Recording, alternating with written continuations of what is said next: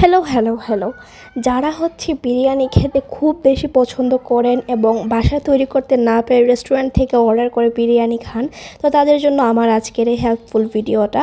আপনারা দেখবেন জাস্ট এই রেসিপিটাতে আমি কত ইজিভাবে একটা বিরিয়ানির রেসিপি আপনাদের সাথে শেয়ার করবো। লাইক 5 থেকে 10 মিনিট লাগবে, উইদিন 5 to 10 মিনিট আপনারা এই বিরিয়ানিটা তৈরি করে ফেলতে পারবেন। আসসালামু আলাইকুম সবাইকে, আশা করছি সবাই ভালো আছেন, সুস্থ আছেন। আলহামদুলিল্লাহ আমিও ভালো আছি, সুস্থ আছি। তো বিরিয়ানি রান্নার জন্য নিয়েছি চাল, তারপর নিয়েছি চিকেন, তারপর নিয়েছি গরম মশলা। তো এখন একটা প্যানে তেল দিয়ে দিয়েছি, গরম হয়ে আসলে এখানে দিয়ে দেব আমি আদা বাটা আর পেঁয়াজ কুচি। তারপর এখানে আমি অ্যাড করব রসুন বাটা। তো এভাবে এই আদা রসুন আর পেঁয়াজটাকে আপনারা একটু ব্রাউন করে ভেজে নেবেন। এটা ভাজতে বেশি একটা সময় লাগবে না, লাইক 3-4 মিনিটের মতো একটু তেলে ভেজে নিলেই হয়ে যাবে। তারপর আমি এখানে অ্যাড করছি চিকেন পিসগুলা। তো আপনারা যেটা খেতে পছন্দ করেন, চিকেন বিফ মাটন, আপনারা সেইটা দিতে পারেন। তো আমি চিকেনটা দিচ্ছি, যেহেতু আমার আজকের বিরিয়ানির রান্নার মূল উদ্দেশ্যই হচ্ছে তাড়াতাড়ি ঝটপট একটা রেসিপি। তো চিকেন দিলে কি হয়, মানে তাড়াতাড়ি হয়ে যায় বিরিয়ানিটা। তো এখানে দিয়ে দিচ্ছি হলুদ গুঁড়া 1/2 চামচের মতো, মরিচ গুঁড়া 1/2 চামচের মতো, জিরা গুঁড়া 1/2 চামচের মতো আর স্বাদ মতো লবণ। এখন এগুলো দিয়ে আমি খুব সুন্দরভাবে বিরিয়ানির মাংসটাকে প্রিপ করে নেব।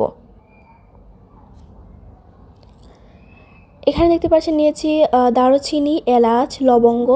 এখন এই গরম মশলাটাকে আমি বিরিয়ানির সঙ্গে খুব সুন্দরভাবে মিক্সড করে নিব। তারপর এখানে দিয়ে দিচ্ছি চাল।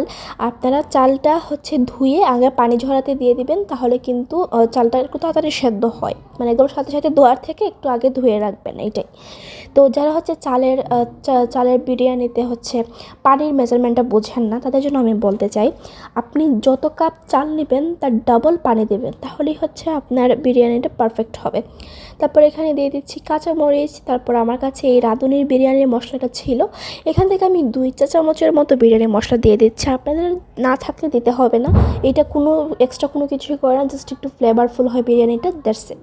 তো এখানে আমি পানি দিয়ে দিচ্ছি, আর এটা কিন্তু গরম পানি দিচ্ছি। গরম পানিটা আপনারা দেওয়ার ট্রাই করবেন, মানে একচুয়ালি বিরিয়ানিটা চালটা ভাজতে থাকবেন আর একচুয়ালি একটা পানি বসিয়ে দিবেন, দেখবেন ঝটপট হয়ে গিয়েছে। তো এখন এগুলো একদম নেড়ে একদম দমে বসিয়ে দিব, যতক্ষণ না পর্যন্ত আমার চালটা সুন্দরভাবে ফুটে যায়।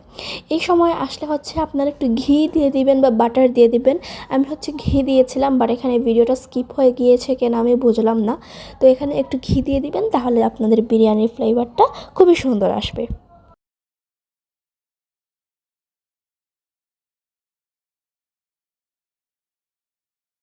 তো এই যে আমার বিরিয়ানিটা একদম রেডি হয়ে গিয়েছে এবং আমি বসেও পড়েছি খাওয়ার জন্য। তাহলে আজকে বিদায় নিচ্ছি, আল্লাহ হাফেজ, আসসালামু আলাইকুম।